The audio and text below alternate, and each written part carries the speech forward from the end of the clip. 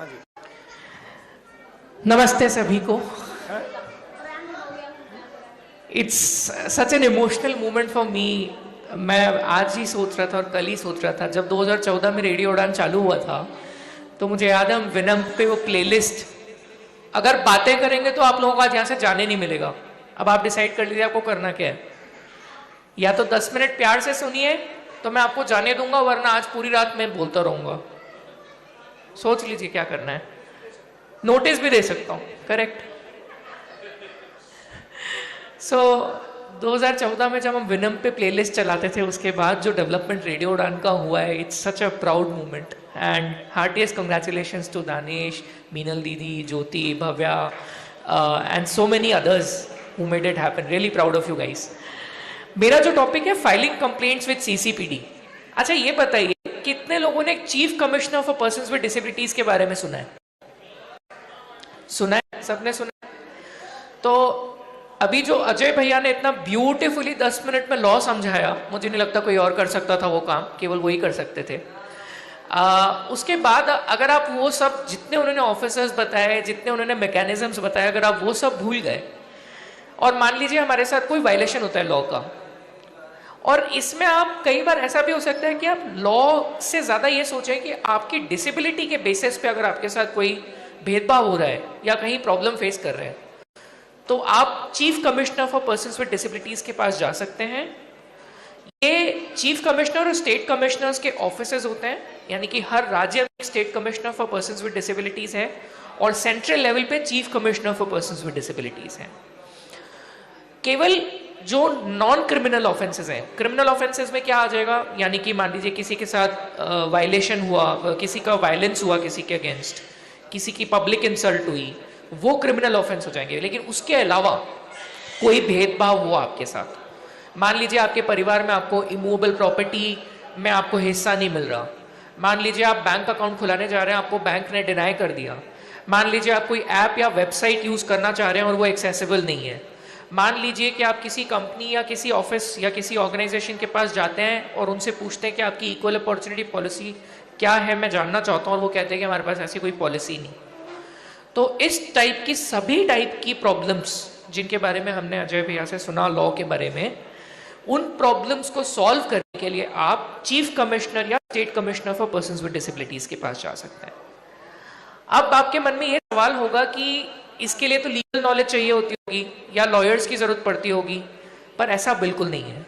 अगर आप बोल, लिख, पढ़ सकते हैं या इनमें से कोई भी एक चीज कर सकते हैं, तो आप अपनी भाषा में अपने हिसाब से बिना लॉ को ज्यादा डिटेल में जाने कंप्लेंट फाइल कर सकते हैं।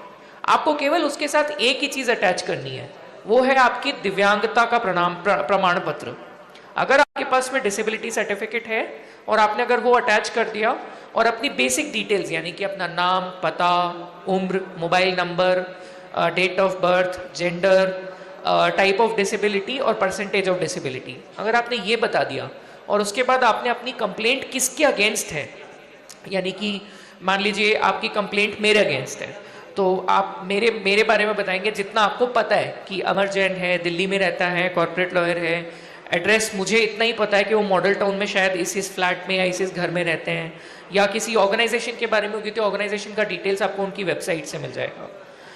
आप अपनी कंप्लेंट सबमिट कर दीजिए। इस कंप्लेंट को सबमिट कैसे करना है ये भी आपको मैं बताता हूं।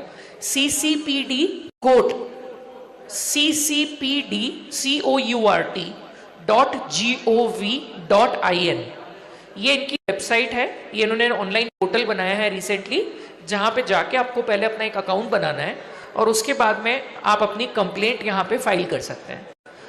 आपकी कंप्लेंट फाइल होने के बाद में CCPD एक नोटिस इशू करेगा सामने वाली पार्टी को जिसके अगेंस्ट आपने कंप्लेंट करी है, और CCPD उनसे रिटन में रिस्पॉन्स मांगेगा कि ये जो कंप्लेंट है इसके बारे में आप क्या कहना चाहते हैं। फिर आपको एक मौका दिया जाएगा अपना रिस्पॉन्स उस रिस्पॉन्स के अगेंस्ट फाइल करने के लिए, या और सिंपल भाषा में कहें तो अपना रिप्लाई उस रिस्पॉन्स के बारे में फाइल करने के लिए। जब आप वो रिप्लाई फाइल कर देंगे, जिसे टेक्निकल लैंग्वेज में रिजॉइंडर कहा जाता है, उसके बाद में अगर कोर्ट को लगता है कि ये मैटर ऐसे सॉल्व नहीं हो रहा है या मिसगाइड किया जा रहा है कंप्लेनेंट को या कोर्ट को, तो पर्सनल हियरिंग रखते हैं। वो भी ऑनलाइन है। उसमें आपको केवल ऑनलाइन ज्वाइन करना है, अपना पक्ष रखना है, सीसीपीडी जो अपॉइंटेड है वो सामने वाले का पक्ष सुनेंगे और उस बेसिस पे लॉ के अकॉर्डिंग आपके फेवर में या जिस भी ऑर्गेनाइजेशन के फेवर में कंप्लेंट जाती होगी वो लीगली बाइंडिंग ऑर्डर आएगा।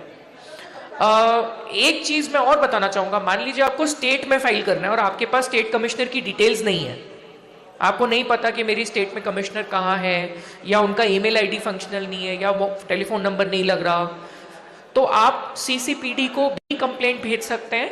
उनको अगर लगता है कि ये स्टेट की कंप्लेंट है और स्टेट कमिश्नर के द्वारा ट्राई की जानी चाहिए तो वो स्टेट कमिश्नर को फॉरवर्ड कर देते हैं। ये भी एक इंपॉर्टेंट चीज़ है। तीसरी चीज़ ये आपको बताना चाहूँगा कि इस पूरे प्रोसेस में आपका कोई खर्चा नहीं है। आपका केवल इतना ही खर्चा है कि आपको अपना टाइम देना है, एफर्ट देना है, और लिखने का, बिजली का, जो इंटरनेट का बेसिक खर्चा जो हम वैसे भी करते हैं, आपको सिर्फ वही करना है। आपको किसी को हायर करने की ज़रूरत नहीं है, किसी को पैसा देने की ज़रूरत नहीं है। जो लोग करते हैं पैसा लेके वो भी गलत नहीं है, क्योंकि वो अपना टाइम और एफर्ट दे रहे हैं और रिसर्च कर रहे हैं उसके पीछे। पर अगर आप नहीं चाहते हैं कि उस पर पैसा खर्च करें, या मान लीजिए फाइनेंशियल डिफिकल्टीज हैं, तो आपको किसी को हायर करने की ज़रूरत नहीं है, आप खुद भी फाइल कर सकते हैं। आज सुबह से हम एम्पावरमेंट की बात कर रहे हैं और हम ये बात कर रहे हैं कि हम इक्वालिटी चाहते हैं, एक्सेसिबिलिटी चाहते हैं, इक्वली ट्रीट करें लोग हमें। उन चीज़ों को रियलाइज़ करने के लिए, उन राइट्स को रियलाइज़ करने के लिए बहुत इंपॉर्टेंट है कि हम छोटे छोटे प्रॉब्लम्स को सॉल्व करने के लिए हम इस फोरम का इस्तेमाल अच्छे तरीके से, अच्छे इरादों के साथ करें, ताकि इस कोर्ट का टाइम सही चीज़ों में इन्वेस्ट करके हम अच्छे डिसीजंस ला पाएँ। और एक चीज़ लास्ट में ये कहना चाहूँगा कि सीसीपीडी के ऑर्डर्स को लेकर अक्सर ये कहा जाता है लोगों द्वारा कि ये ऑर्डर बाइंडिंग नहीं होते, ये केवल रिकमेंडेशंस हैं। ये गलत अप्रोच है, क्योंकि सेक्शन 75 और सेक्शन 77 में जो फंक्शंस चीफ कमिश्नर को और जो पावर्स दीनी है उसके हिसाब से डेफिनेटली सीसीपीडी के ऑर्डर्स बाइंडिंग हैं, केवल जब वो पॉलिसी डिसीजंस या कोई ऐसा डिसीजन होता है जो गवर्नमेंट अथॉरिटी के अगेंस्ट पीडी ने, जिसमें उन्हें बहुत कुछ चेंज करना होगा, उस केवल केस में गवर्नमेंट अथॉरिटी उन रिकमेंडेशंस को रिजेक्ट कर सकती है और उसके लिए उन्हें रीजंस देने होंगे राइटिंग में 3 महीने के अंदर कि वो ये रिकमेंडेशन क्यों फॉलो नहीं करना चाहते हैं। मैंने टाइम का ऑनेस्टली ध्यान नहीं रखा, बट मैं इतना कहना चाहूँगा कि अगर सीसीपीडी के ऑर्डर कंप्लाई नहीं होते हैं किसी रीजन से, तो आप हाई कोर्ट में कंटेम्प्ट ऑफ कोर्ट के लिए भी जा सकते हैं। सीसीपीडी के पास बहुत पावरफुल पावर्स हैं, वो किसी भी ऑफिसर को समन कर सकते हैं, किसी भी ऑफिसर को अटेंड करने के लिए कंपल्सरीली बुला सकते हैं। अगर सीसीपीडी के डिमांड पे कोई रिकॉर्ड कोई प्रोड्यूस नहीं करता, मान लीजिए कोई दस्तावेज किसी ने नहीं दिया या कोई जानकारी नहीं दी, तो वो भी एक ऑफेंस है, उसके लिए भी सीसीपीडी उन्हें पनिश कर सकता है। सीसीपीडी पेनल्टी इम्पोज कर सकता है। अब तक करा नहीं है, बट जो प्रोएक्टिव सीसीपीडी अभी हैं, मुझे पूरी उम्मीद है कि बहुत जल्द ऐसा कुछ होना चाहिए और होगा। सीसीपीडी बहुत अच्छा फोरम है अगर इसे इफेक्टिव रूप में इस्तेमाल किया जाए तो।